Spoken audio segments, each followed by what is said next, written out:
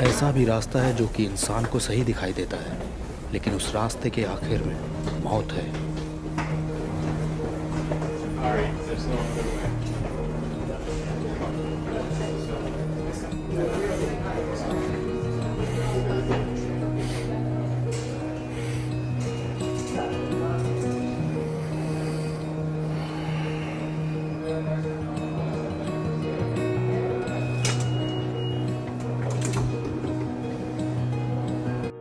Ride पे आना चाहते हो? इमेजिन करिए कि एक अंडरग्राउंड दुनिया है जो कि कंक्रीट और स्टील से बनी हुई है, जिसमें सीढ़ियां हैं, सुरंगें हैं, रोशनी इतनी ही आती है कि आप निशान ही देख सकते हैं दीवारों के। कल्पना कीजिए कि वहाँ लोग रहते हैं नीचे और वहाँ उन्हें ऊपर जाने की इजाज़त नहीं है, और इन लोगों को बताया ये जाता है जब वो पैदा होते हैं कि सिर्फ यही दुनिया है जो कि है असलियत में, और वो उसे मान भी लेते हैं जो उन्हें बताया गया। वो ऐसे जीने लगते हैं जैसे यही सच है। और अचानक एक पागल आदमी लुढ़क आता है और वो उन लोगों से जो वहाँ रहते हैं कहता है, क्या तुम ये नहीं जानते कि तुम जमीन के नीचे हो? तुम्हें नहीं मालूम कि सीढ़ियों से ऊपर एक अद्भुत दुनिया है और ये गुफा है। फर्क नहीं पड़ता कितनी बड़ी है, लेकिन गुफा है। लेकिन लोग उस पर हंसने लगते हैं और कहते हैं, हम तो अपनी वाली को ही बढ़िया समझते हैं, तुम्हारी दूसरी वाली में घूमने से तो अपनी ईश्वर वाली दुनिया में वापस चला जा पागल, यहाँ के बुद्धिजीवी तो हम हैं। और ऐसे वो उस ऊपर वाली दुनिया का इनकार कर देते हैं। आइए नीचे वाली में चलते हैं, थोड़ा गहरे में।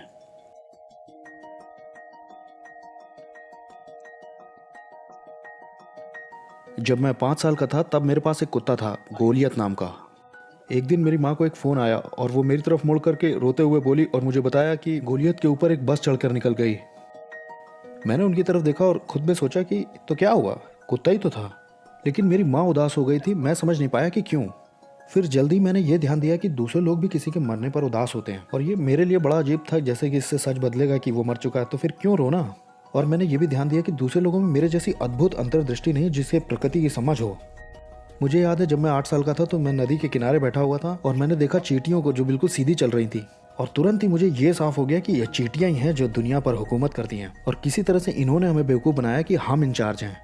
क्या आपको इसका आइडिया है कि ये कितनी ताकतवर और कितनी बुद्धिमान होंगी अगर ये हमको धोखा दे पा रही हैं, पूरी इंसानों की आबादी को? और कुछ सालों के बाद मुझे ये पता चला कि ये पालतू जानवर हैं जो दुनिया कंट्रोल करते हैं। जब कभी कोई कुत्ता या बिल्ली मेरी आंखों में दिखता तो मैं सोचता कि ये तो मुझसे बात कर रहे हैं, साइलेंटली बात करते हैं, जो कि हम इंसानों से कितना ज़्यादा इंटेलिजेंट हैं। तो अपनी जवानी में समय मैं बिताता था ये बोलते हुए उनको, मुझे मालूम है यहाँ क्या हो रहा है, मैं नज़र रखे हूँ। फिर मैं उस तरह की बेवकूफ़ी से भी बाहर आ गया। जब मैं 10वीं में आ गया तो मुझे ये यकीन हो गया कि मैं मौसम को कंट्रोल करता हूँ। मुझे ये नहीं पता था कि मैं कैसे कंट्रोल करता था, लेकिन मैं करता था। और जब बारिश होती मैं सोचता, ओके लेकिन मैंने किया कैसे? वैसे काबिलियत तो मुझ में समय को रोकने की भी थी, लेकिन बस उसका इस्तेमाल मुझे नहीं आता था। उसी समय की गर्मियों में मेरा एक दोस्त एलिमेंट्री स्कूल का मर गया। जिमी हमेशा बात करता था पैरासेलिंग करने के लिए। आखिर में जब उसे मौका मिला तो उसकी हार्नेस टूट गई और वो मौत से मिल लिया। जब मैंने इसके बारे में सुना उसके दरवाजे को खटखटाने के बाद, मेरे रिएक्शन वैसे आए जैसे कुत्ता गोलियत मरा था तब आए थे, जैसे कि तो क्या हुआ। लेकिन इस बार थोड़ा अलग था। मुझे लगा कि जिमी के मरने से मुझे फर्क पड़ना चाहिए, और मैं ये ढूंढने में लग गया कि अब मेरे साथ कुछ गलत तो नहीं है। कई महीनों तक इसके बारे में सोचने के बाद मैंने महसूस किया कि क्यों मैं अलग हूँ। मैं इंसानियत की ऊंची श्रेणी को प्राप्त कर चुका हूँ। ये जो छोटी छोटी भावनाएं जो दुखी करती हैं, ये तो आप लोगों में रह गई हैं, वो अवशेष हैं जो कि आदि जीवन से छूट गए हैं। लेकिन अब इंसानों का 2.0 मॉडल आ गया है, और आप लोग जो प्राचीन मॉडल हैं ये अब प्रचलन में नहीं है। अगले साल मुझे एक लाइफ चेंजिंग एक्सपीरियंस हुआ। बीच रात में पुलिस से बच के भाग रहा था और उन्होंने मुझे 3 तरफ से घेर लिया था, और चौथी तरफ मैहोनिंग रिवर था, उसमें मैं कूद गया और उसे पार कर लिया, और दूसरी तरफ जंगल में जाने के लिए रास्ता ले रहा था। और आखिर में मैं जंगल में थोड़ा उलझ गया तो मैंने पाया अपने आप को किसी के बैकयार्ड में। मेरे सामने एक बहुत ही सुंदर बगीचा था, और तब मैं उस गार्डन में चलने लग गया और मैं रुक गया। मैं सोचने लगा फिलॉसफी में। मैंने सोचा, मुझे कोई परवाह नहीं उनकी जो इस घर में रहते हैं, तो मैं क्यों इतनी मेहनत कर रहा हूँ कि उनकी सब्जियों पर मेरा पैर ना पड़े। इनके लिए मैं क्यों इतना अदब से पेश आ रहा हूँ? क्योंकि मेरा ब्रेन वॉश किया गया है, और किस लिए। मैं तो सालों से नियम तोड़ते आ रहा हूँ, फिर भी समाज ने मुझे मैनिपुलेट करके एक आम आदमी बना दिया है। एक महानता को प्रदूषित कर दिया इन्होंने सामान्य बनाकर। जब मैं उस बगीचे के बीच से अपने लिए रास्ता निकाल रहा था तो मुझे बहुत ही अद्भुत एहसास था आज़ादी का। दुनिया ने हमारे ऊपर एक पट्टा बांध रखा है, नियमों का पट्टा है, तुम्हें ये करना है, ये नहीं करना। लेकिन वो पट्टा उसी वक्त गिर जाता है जैसे ही हमें ये पता चलता है कि हमें कुछ भी वो करने की ज़रूरत नहीं है जो हमें बताते हैं लोग। जाहिर सी बात है, अगर आप अपने काबू करने वालों से छूटना चाहते हैं तो आपको उसका उल्टा करना पड़ेगा जो वो आपको बताते हैं। नीचे चलें।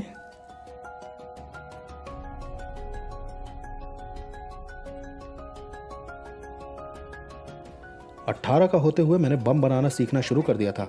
ज़्यादा कुछ नहीं, बस एनार्किस्ट कुक बुक की एक किताब थी मेरे पास। मैंने बस पाइप बम बनाना और होममेड ग्रेनेड लॉन्चर जोड़ना सीखा था। भेस बदलने की भी एक किताब ली थी ताकि मैं पहचाना ना जाऊं।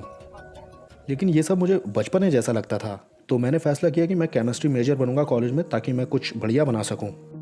लेकिन मेरे प्लान्स जो कि बॉम्बर बनने के थे उन्हें रुकना पड़ा, क्योंकि और भी बहुत सी ज़रूरी चीज़ें हैं दुनिया में। कोई भी मार सकता है अनजान लोगों को बम फोड़ के, आप उन्हें जानते थोड़ी हैं।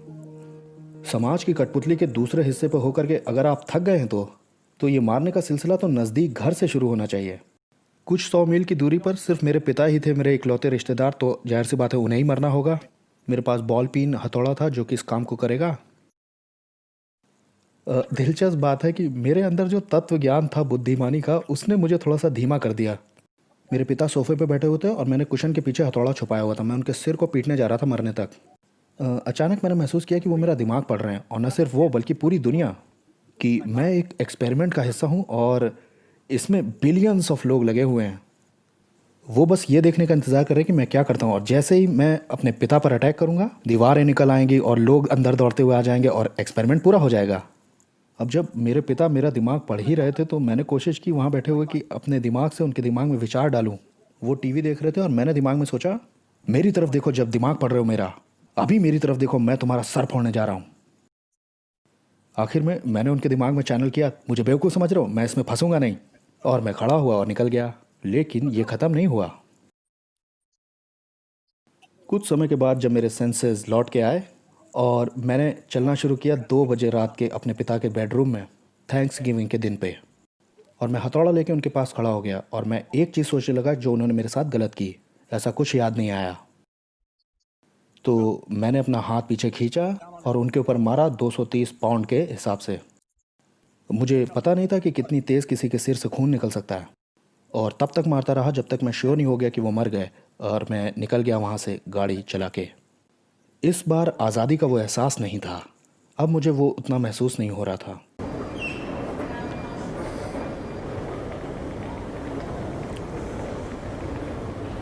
क्या मैंने बताया कि मैं नास्तिक था? मुझे ये पता है कि आप में से जो बहुत से एथियस्ट हैं वो बहुत परफेक्ट नॉर्मल लाइफ जी रहे हैं, लेकिन मुझे ये समझ नहीं आया कि क्यों ऐसा है। ये सोचिए ज़रा, हमारा ब्रह्मांड इतना बड़ा है और यहाँ एक छोटा सा तिनका है गैलेक्सी का, और इस घुमावदार गैलेक्सी के कई चक्रों में से एक में गर्म गैस का एक साधारण सा गोला भी है, और इस गर्म गैस के गोले के चारों ओर घूमती हुई एक वाहियात सी कॉस्मिक धूल है जिसे कि हम पृथ्वी कहते हैं। और इस पूरी पृथ्वी पर वो टहलते रहते हैं, वो जो कमज़ोर, खुदगर्ज और खुद को नुकसान पहुंचाने वाली कोशिकाएं हैं, जो कि लगातार यूं भ्रमित रहते हैं कि हम जो करते हैं वो कितना ज़रूरी है। लेकिन ब्रह्मांड को इसकी कोई चिंता नहीं कि आप अपने पड़ोसी से प्यार करते हो या उसको जान से मारने तक टॉर्चर करते हो मज़े के लिए। तो जो थोड़ा बहुत समय तुम्हें मिला है उसमें जो चाहो तुम कर सकते हो। और क्या करेंगे मेरे ये नास्तिक दोस्त जो कि 80 साल या जो उन्हें मिले हैं उसमें? मैं गैस करता हूँ आप कुछ समय के लिए स्कूल जाएंगे और एक जॉब पाएंगे और फिर कुछ दशकों तक काम करेंगे उसमें। हो सकता है साथ साथ परिवार भी बना लें, और फिर रिटायर होंगे और बूढ़े होकर के मरेंगे या किसी बीमारी से। कितना असली ना? फ्री थिंकर्स हो ना? अब चाहे यकीन ना हो, लेकिन कुछ लोग जानवर की तरह जीना नहीं चाहते।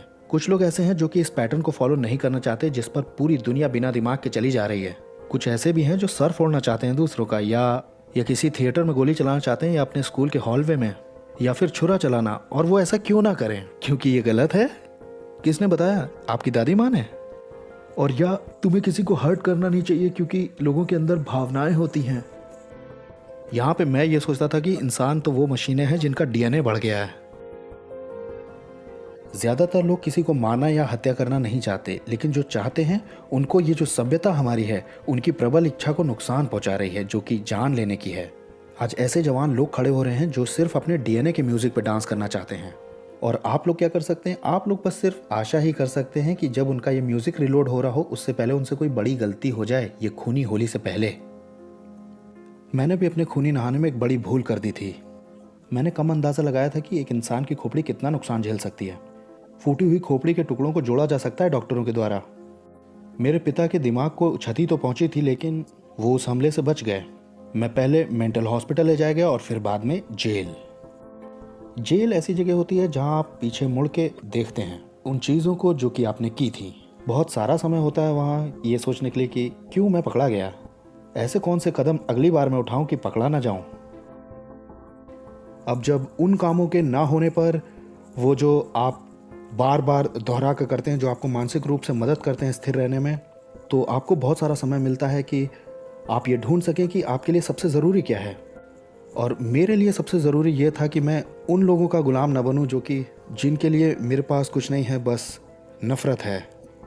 लेकिन लोगों ने मुझ पर अलग अलग तरीके से काबू किया हुआ था मेरी पूरी ज़िंदगी में, जिसका कि ये मतलब निकलता है कि उन्हें एक सबक सिखाने की ज़रूरत। मेरे पास एक पूरी लिस्ट थी जो कि किंडरगार्टन स्कूल तक जाती थी, जिनका कि बेरहमी से कत्ल होना चाहिए था।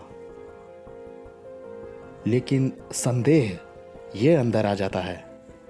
मैं अपने आप से पूछता कि इन सब का कोई मतलब बनेगा? जब किसी चीज़ का कोई अर्थ ही नहीं बनता तो क्या फ़र्क पड़ता है कि मैं जो योजनाएं बना रहा हूँ वो उसे पूरा करूँ या मैं कुछ भी ना करूँ। यहाँ सही फैसलों पर कोई जीत का तमगा तो मिलने वाला नहीं है, क्योंकि सही जैसा कुछ होता ही नहीं है। लेकिन जब मैंने ये सोचना शुरू किया कि पट्टा पहन के भी ज़िंदगी का कोई मतलब वैसे ही नहीं था जैसे कि पट्टा पहन के है, तो मेरा दिमाग ख़राब होना शुरू हो गया। मैं दोनों ही पहलुओं को एक साथ रख के समझ पा रहा था कुछ हद तक, मानसिक रूप से, क्योंकि मुझे कुछ तो करना ही था। लेकिन तब क्या होगा जब उस किए हुए का कोई मतलब ही नहीं बनता, तो दोनों पहलुओं को जांचने का भी कोई मतलब नहीं बनता। तो मैं एक ऐसे कोने पर आ गया जहां से कहीं जाया नहीं जा सकता था, बस कूदा जा सकता था।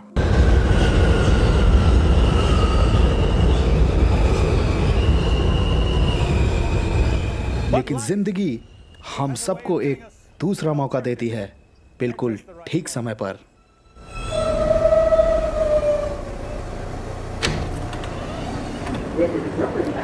When a man's an empty kettle, he should be on his mettle. Yet I'm torn apart. Clear of the closing doors, please. Just because I'm presuming that I could be kinda human if I only had a heart. जब मैं jail के E block में था, एक Christian से मिला Randy, जो कि 21 का होने के फेलनीज केस में आ गया था। रैंडी ऐसा लगता था कि किसी दूसरी ही दुनिया का है। वहाँ डॉम में लड़ाई होती और वो उस तरफ देखता भी नहीं, बल्कि वो दूसरी तरफ मुंह करके प्रार्थना करने लग जाता उसके रुकने के लिए, हमारे मेन एंटरटेनमेंट सोर्स के खिलाफ। क्रिश्चियंस मुझे हंसी दिला देते थे। एक दिन रैंडी अपने बिस्तर पर लेट करके बाइबल पढ़ रहा था और मैं अंदर गया और बोला, जानते हो तुम बाइबल क्यों पढ़ रहे हो? तुम बाइबल इसलिए पढ़ रहे हो क्योंकि तुम यूनाइटेड स्टेट्स में पैदा हुआ। अगर तुम कहीं और पैदा हुए होते तो कुछ और पढ़ रहे होते। अगर तुम चाइना में होते तो तुम बुद्धिस्ट होते, अगर तुम इंडिया में होते तो हिंदू होते, अगर तुम सऊदी अरेबिया में होते तो मुस्लिम होते, क्योंकि तुम्हारे जैसे लोग वही विश्वास करते हैं जो उन्हें विश्वास दिलाया जाता है। तब तक मैंने दूसरे नास्तिकों को भी यही कहते हुए सुना था, लगभग इन्हीं शब्दों को। तो इसको मैंने ऐसे लिया हुआ था कि यही है कॉमन एथियस्ट बिलीफ क्रिश्चियंस के लिए। और है वैसे ये बहुत हंसी दिलाने वाली बात अपने आप में, क्योंकि मैंने ये माना हुआ था कि ब्रह्मांड कहीं शून्य में से फूट के अपने आप निकल आया बिना किसी कारण के, और जीवन अपने आप पनप गया। और ये कि ये सोचना समझना नेचुरल रिएक्शन है दिमाग में होने वाले पार्टिकल्स के टकराव से। और ये जो मॉरल वैल्यूज़ हैं ये समाज के सिखाए हुए सिद्धांत हैं। और ये कि यीशु के चेलों ने एक कहानी बनाई है उसके जी उठने के बारे में, क्योंकि वो चाहते थे कि उसका पैगाम फैले। मैंने ये सब कुछ यकीन किया हुआ था बिना किसी ज़रूरी छानबीन के, बिना किसी सबूतों की जांच पड़ताल किए, जिसका ये मतलब है कि मैंने भी वही माना हुआ था जो कि मुझे बताया गया था। लेकिन मैं उंगली क्रिश्चियंस पर उठा रहा था।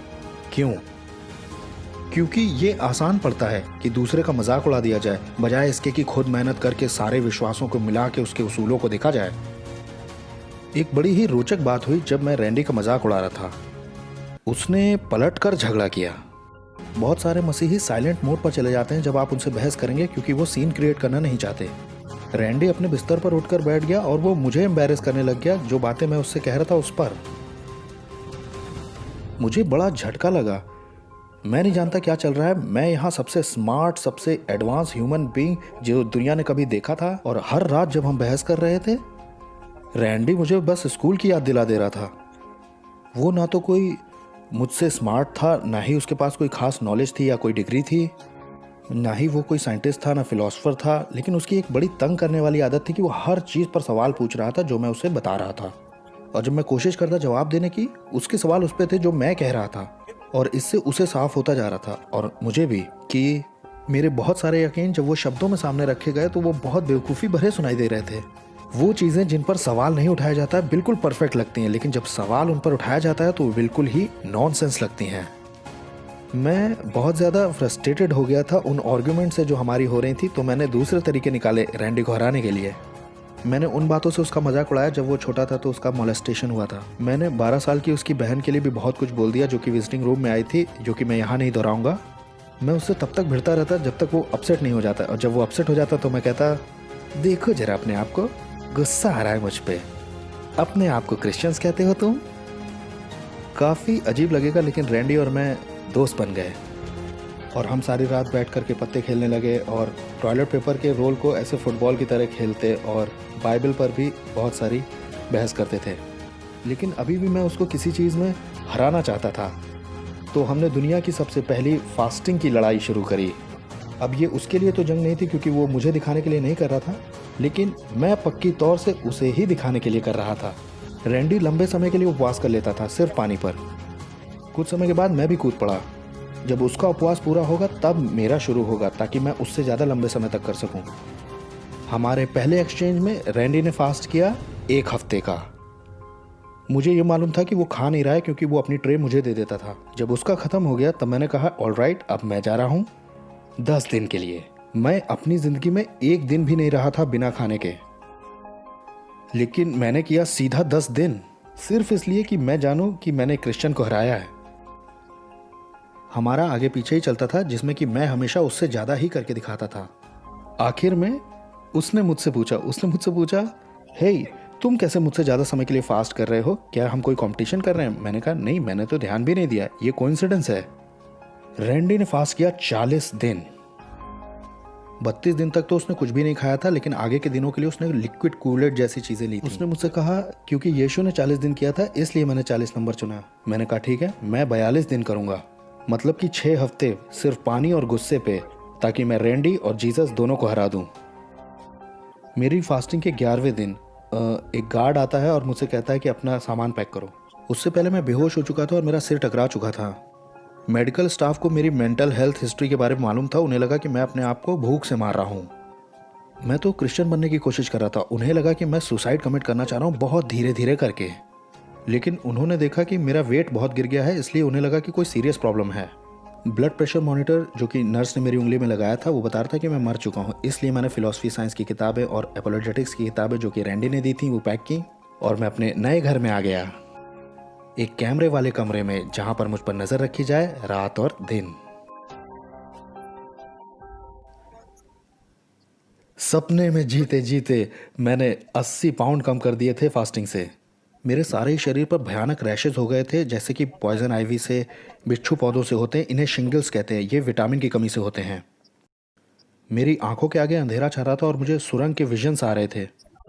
जेल के डॉक्टर्स ने कहा कि वो मुझे ट्यूब से खाना खिलाने वाले हैं, और जो वहाँ सोशल वर्कर्स थे वो बात कर रहे थे कि मुझे वहाँ मेरे 3rd मेंटल हॉस्पिटल में भेजा जाए।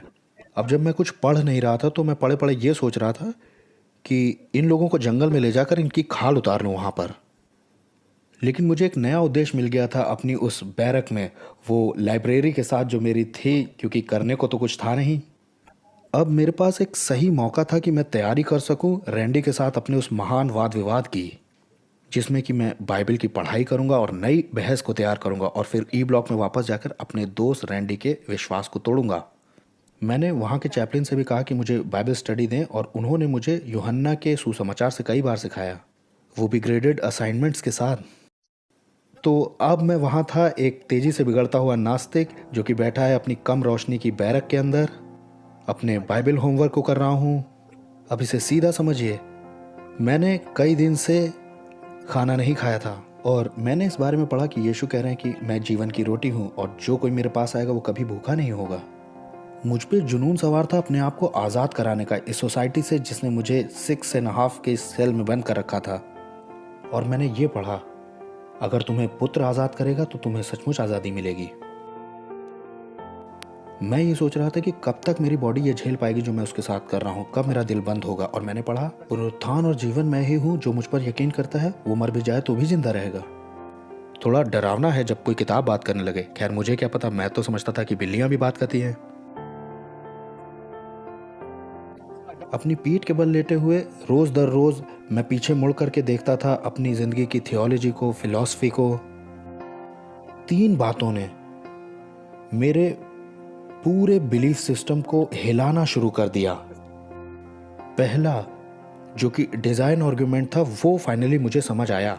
मैं एक दीवार को देख रहा था कि कैसे ईंटों को लगाया गया है और मैंने अपने आप में सोचा, तुम्हें मालूम है, अगर मुझसे किसी ने यह कहा होता कि ये ईंटें किसी प्रक्रिया से गुजर के ऐसे ही अपने आप लग गए और इसमें इंटेलिजेंस शामिल नहीं है, तो मैंने उसके मुंह पे मारा होता।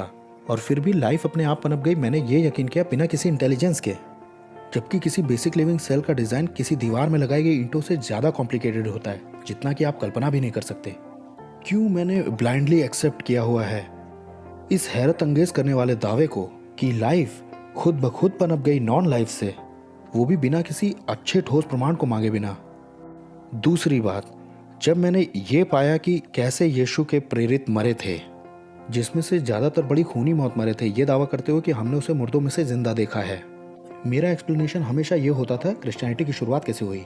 प्रेरितों ने एक कहानी बनाई है ताकि वो उसके मैसेज को फैला सकें, लेकिन मेरे इस एक्सप्लेनेशन का कोई अब सेंस नहीं बन रहा था।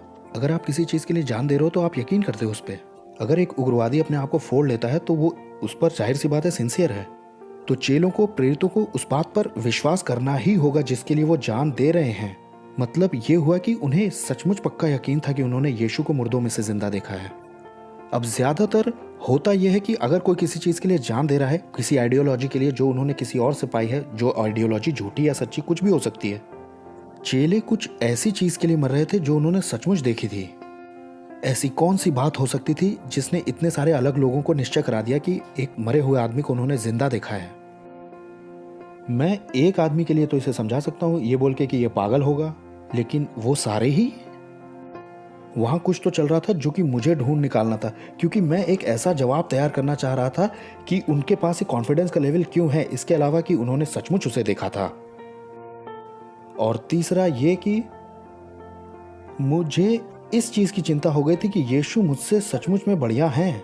अब अगर आप कंप्लीट मॉरल रिलेटिविस्ट नहीं हैं या कोई नए नास्तिक नहीं हैं, तो आपके लिए जाहिर सी बात है ऐसा हो सकता है कि यीशु मुझसे अच्छे हैं, लेकिन मैं उस वक्त मॉरल इश्यूज़ पर ज़्यादा ध्यान भी नहीं देता था। तो मेरे दिमाग को इसमें उलझाना बहुत मुश्किल था। जो समस्या खड़ी हुई वो इस तरह की थी। मेरे 2 यकीन थे जो कि एक साथ बिल्कुल नहीं जा रहे थे।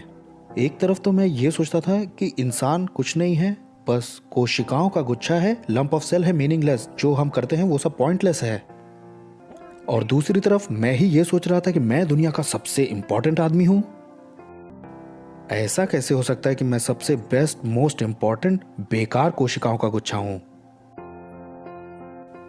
अगर वाकई कोई ऐसे शब्द हैं कि दुनिया का सबसे बढ़िया इंसान, तो उसके लिए जरूरत पड़ेगी किसी ऐसी चीज की, जैसे कोई स्टैंडर्ड या कोई अच्छी चीज, तब जरूरत पड़ेगी किसी ईश्वर की या किसी यीशु की जो हमसे बढ़िया निकलेंगे।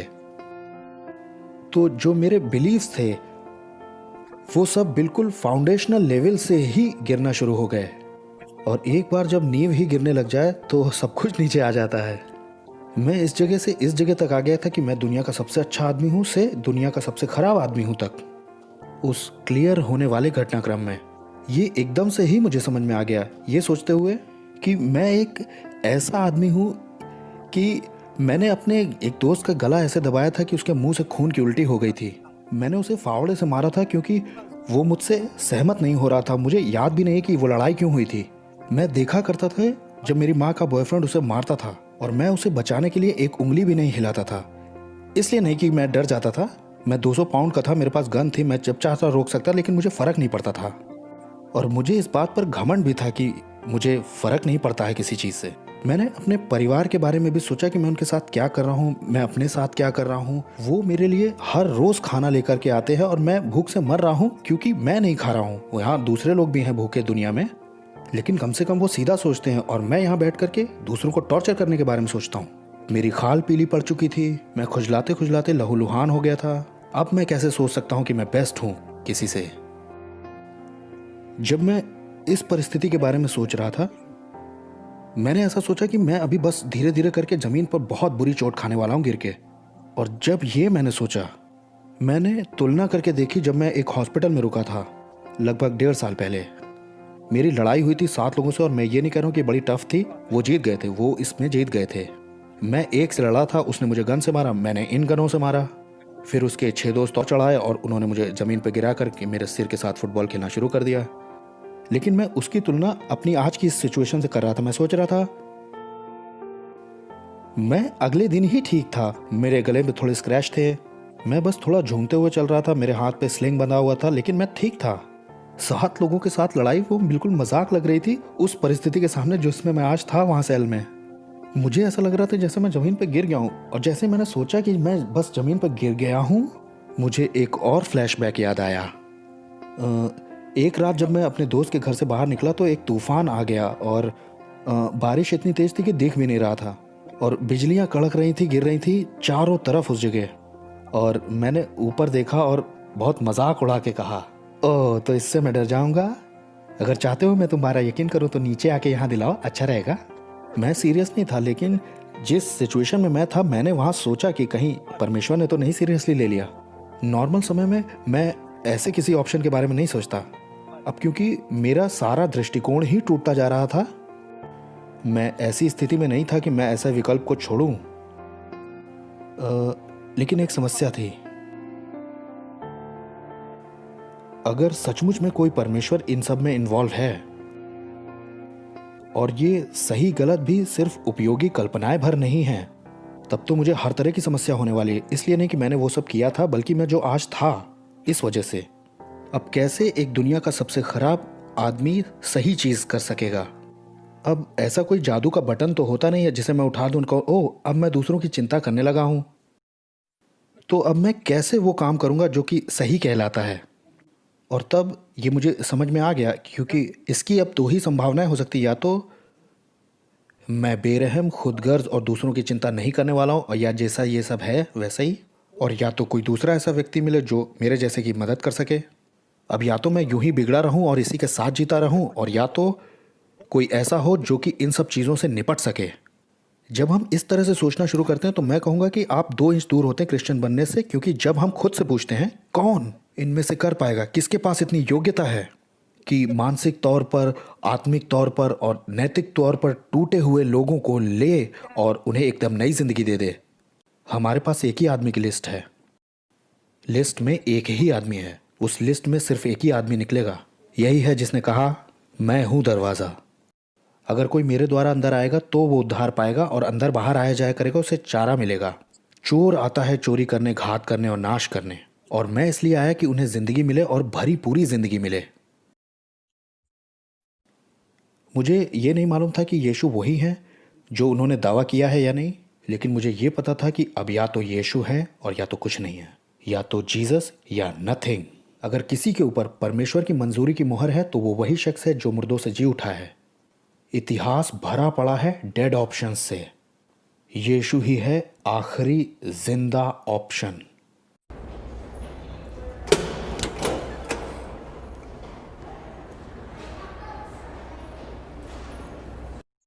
तो मैं घुटनों पे आया अपनी बैरक के अंदर। श्योर मैं किसी चीज के बारे में नहीं था।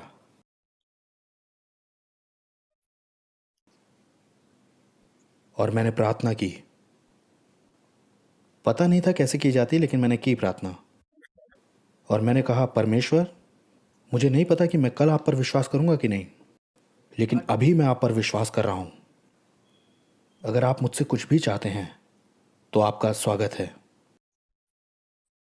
और फिर मैंने एक तरह से वो पापियों वाली प्रार्थना भी की जो मैंने उन बाइबल स्टडीज में पढ़ी थी। और जब मैं उठ के बैठा उस प्रार्थना से, पूरी दुनिया अलग दिखाई देने लगी थी। ऐसा समझिए कि जैसे किसी अलग प्रकार के रंग हों। और कई सालों में पहली बार ऐसा हुआ कि मैं किसी को नुकसान पहुंचाना ही नहीं चाहता था। और मुझ में एक अजीब सा एहसास था कि किसी तरह से मुझे सच पता चल गया है इन सब के बीच में। परमेश्वर ने ब्रह्मांड बनाया है और हम कुछ खास हैं। हम परमेश्वर की इमेज में बनाए गए हैं, लेकिन हम परमेश्वर का इनकार करते हैं। और परमेश्वर के इनकार करने में हम परमेश्वर की इमेज को तोड़ते हैं, मरोड़ते हैं, उसकी उस समानता को जो हम में है।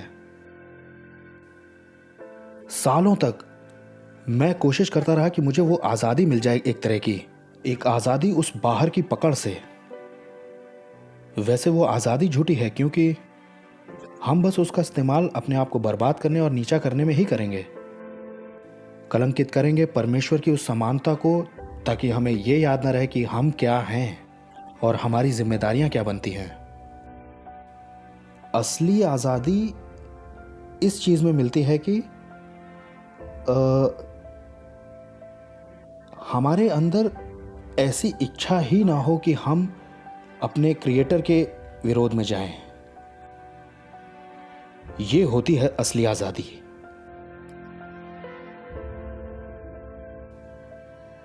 मेरे प्रार्थना करने के बाद मुझे ऐसा लगा कि जैसे कि मैं लड़ रहा हूं। नहीं, असलियत में नहीं, मेरा मतलब है कि मैं फिजिकली चिंता में लड़ रहा था अपनी पूरी ज़िंदगी से। और फिर आखिर में मुझे ये मौका मिला कि मैं बैठूं और रेस्ट करूं। वो रेस्ट कभी गया ही नहीं।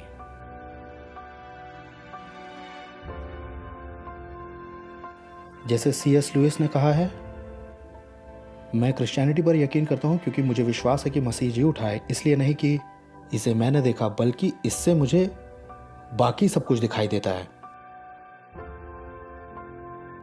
बहुत से लोग अपनी गवाहियों में उन कहानियों को बताते हैं कि जब मसीह बनने के बाद उनके साथ क्या हुआ, वो हम कभी और बात करेंगे। इस वक्त मैं आपको ये बताने वाला हूं कि मैं मसीही क्यों हूं, और मेरा मसीही बनने का कारण कभी भी बदला नहीं।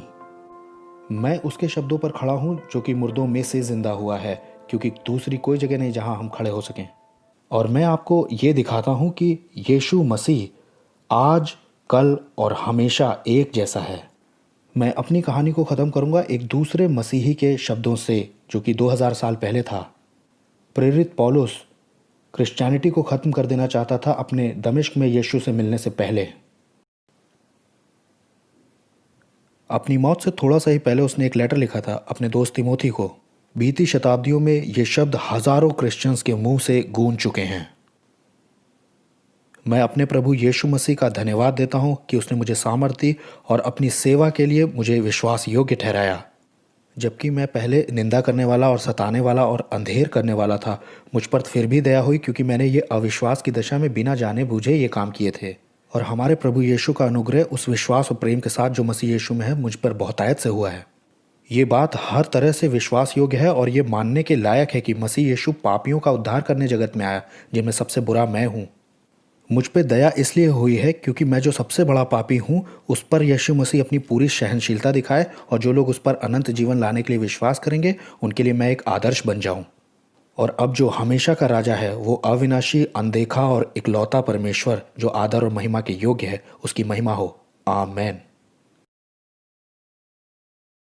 मैं तुम्हें एक नया दिल दूंगा और तुम्हारे अंदर एक नई रूह पैदा करूंगा, और मैं तुम्हारे पत्थर के दिल को निकाल करके तुम्हें एक मांस का दिल दूंगा।